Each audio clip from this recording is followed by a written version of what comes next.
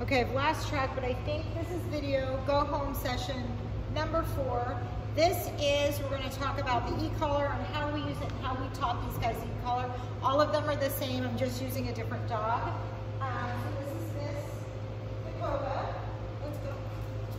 And Dakota gets a double tap on the e-collar to do things. So sit is 2 taps. So remember, it was straight up on the leash or 2 taps. She still has her prong on and a short line here. The reason is because when we put tools on a dog, remember, it's a condition, right? It's a condition. Nope. Nope. It's a condition for them to understand. So I was just saying no and double tapping. And I went from a 3 to an 8. Double tap. Each time I reverbalize the command, I'm going to get a double tap. Okay? For her, she works really well off a double tap. Gabe works really well off double tap, and so all of them do. They've had me training them for long enough now. Because everybody else has gone home. The building is empty. It's just me and my dogs. Okay, so double tap on the e-collar before you verbalize the command. So it's a double tap for her, double tap, down, nope, down, nope. Yes. And because I still have some kibble left, I'm going to do it. So I double tapped. If I reverbalize the command, I'm going to turn the e-collar up. So I start with her at about a 2 or 3 on here. Again, I personally do not feel this until when it's on me on a sensitive spot. I don't feel it until it's in about 11 or a 12. When you guys come in, I will let you feel it, see what your working level is. So her working level is anywhere from a 2. Hers can go up pretty high if she's, we're at the farm and she's working around my, nope, down, down. So, as soon as I said no, I pressed it, I held it for a little bit longer, and then she stopped, and then I resaid the command. So sometimes they'll stop and they'll go right back down into the command that you want them, and other times they won't. I am not giving her a YES on that because she broke. So you know when they're puppies, and every time you sit them, they sit and they sit, yes, and then you give them a treat, and then they jump up, and then they sit, and they say yes, and then you give them a treat, and then they jump up, because you actually teach them that routine, right? That every time they do that, they're gonna get a treat anyway. So they break so that they can get a treat. I don't want them to do this, so I make them do more things. So she's in a down, I'm gonna step away, I'm gonna leave her, and go back up, I'm gonna say yes, good girl. I'm gonna walk away, I say yes. And you can give food. So when you're reinforcing by this stage of the training, so this isn't the teaching stage, this is the reinforcing stage, right? So first we're gonna teach them, and then we're gonna reinforce it, reinforce it, reinforce it. Then, actually she's probably more in stage 3. She's probably more in the proofing stage. So now things are gonna go on around her, and she has to quote unquote stay. So hold on, I'll grab something real quickly. So one of the things Miss Dakota likes are balls. So the next stage, if we're in the proofing stage, then we might have a ball, oh, and of course it's not a round ball, so it's gonna go all over the place, and she has to stay, and I'm gonna say, good girl. So I'm not gonna tell her to stay, right? I'm gonna bounce the ball, and when she stays, I'm gonna tell her, good job. And I'm gonna reinforce it. You can reinforce it, with food, you have to reinforce it with yes or good. So you have to say yes, you have to say good. But you do not have to give food, and you do not have to pet. But you can pet. I do want to say that this part of it comes with handlers, not with grandma or grandpa who don't actually handle the dog. Some of you out there do have some grandmas and grandpas who handle their kids' dogs, and they're taking them walks and stuff like this. They are going to do this. Anyone else? No. The other thing I want to talk about is kids. Kids can do things with dogs. You just have to be aware that you're in charge of it as an adult. I don't believe a young child should be left alone with the dog, unattended, who's not old enough to understand that this is still a dog. She is a phenomenal dog, like phenomenal. I would have her around anything. She doesn't want, except my goats. She thinks they look pretty awesome, but she's gotten a lot better at that. But I trust her around anything, and I have had her around anything. People, kids, the whole thing, but it doesn't mean I would leave them alone with them. So really watch that, okay, you guys?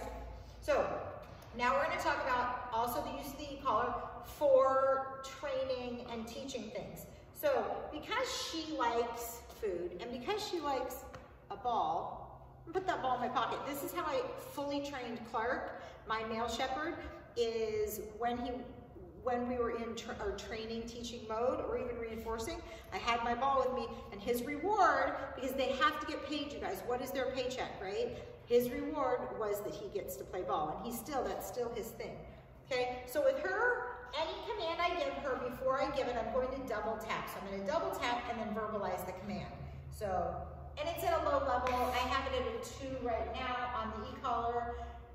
Dakota, here. Good girl. Come, sit. Yes, good job. And for her, she doesn't need a YES on everything she does, but I did say good. She has to touch my hand on the re-collar. Remember, you guys, touching the hand is the end of the game. Otherwise, you get a dog who comes 6 feet from you, and then they think it's a game, right? So then they're like, oh, this is fun. Nope. The end of the here or the come to me is touching. Place. Nope. And now so she's obsessed with the food, and nope. And the girl can lose a couple more pounds. So because that's an obsession, it's also then what? It's a distraction. So the distraction is the ball, the distraction is the food. So she doesn't get it every time, you guys. It will just raise her anxiety levels for it, right? Here, yes, sit, down, down, yes.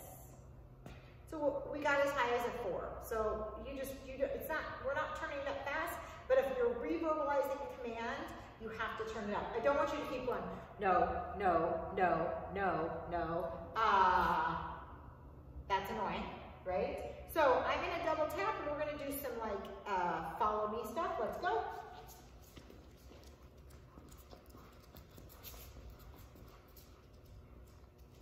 Sit. No. So she's got to work on that, right? Because I actually want her to stay on my side to sit. So we'll work, so I will hold the leash here. Let's go. Sit. Nope. Something really smells good on this side of my pant, you guys, because every dog now has tried to get it, good girl. So I do want her to stay here on this side when she does things. Your dog should understand how to do things in front of you when they're like this. And you're facing them, right? And then they should be able to do all those same commands on the side of you. Down, nope, down. So to see how she still goes out. Her parents know, they have another dog that's gone through our program, so they understand. I'll be working on that. So it's a heel into a down, but they stay on the side of you. Ready? Let's go. And if you want to work your dog, and we do this in class a lot, if you want to work your dog into something, sit, where they're learning to do it next to you, we use the fencing a lot. So I'll show you how that works. Let's go.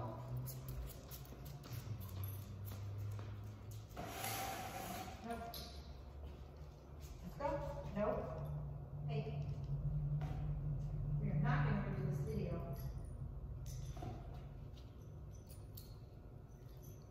So she's just not quite ready for everything off leash, which I was doing.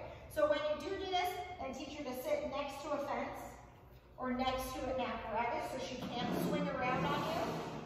It's a really good way to get them moving in that direction, right? Let's go.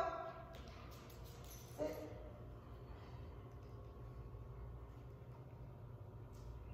Yes. Let's go. Am I still in the video? Sit. No. She's definitely one of those dogs who kind of backs up, so I'm not going to let her, so I'm going to use the leash for her. Okay, let's go. Good. Sit.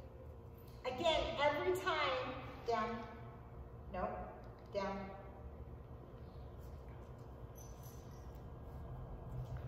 Every time before I verbalize the command, I'm double tapping. I'm going tap, tap, down, tap, tap, sit, right? Whatever it is. Same thing with the here command, here. Yes. Here, sit. Yes. Down. Nope. Down. No. Down.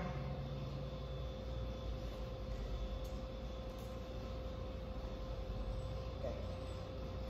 So making sure whatever you say to your dog that they actually follow through. So if you tell your dog to sit and they lie down, that's a no. They've got to come up. Now, is it a big deal down the road? No. So down the road, if you know she loves to lay down, so if her default is a down, and we're playing ball in a field, I'm gonna have her come to me and lie down because we're not in obedience trial, okay? I don't think any of my dogs, well, no, I do have quite a few. I shouldn't say that. I do have a lot of my dogs who go into some trial, you know, do the obedience, and all Karen's dogs do all that. Anyway, sorry, my air keeps coming off and on even though I told it to stay off.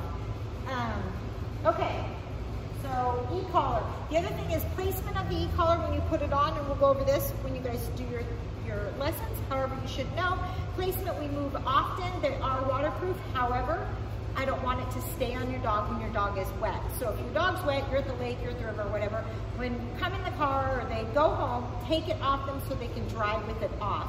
Just the heat alone of the e-collar, there's a battery in there. I don't want them to get any kind of hot spots from that. You know, water's a conductor, right? So the other thing is putting it on either side. She has really, really thick fur, so I have some titanium ones on her. A lot of my shepherds have allergies, so I want to make sure that, and she's kind of a shepherd anyway. So either side, on top, where I don't want you to put it is down here. And I know a lot of the people out there you'll see dogs with them down there. You'll always see police dogs down here, things like that. I put them on the side for a couple reasons. A, you can see them. B, when they're laying down and they're like this, if they're laying down, it's not getting warm under their neck and you're forgetting that it's on.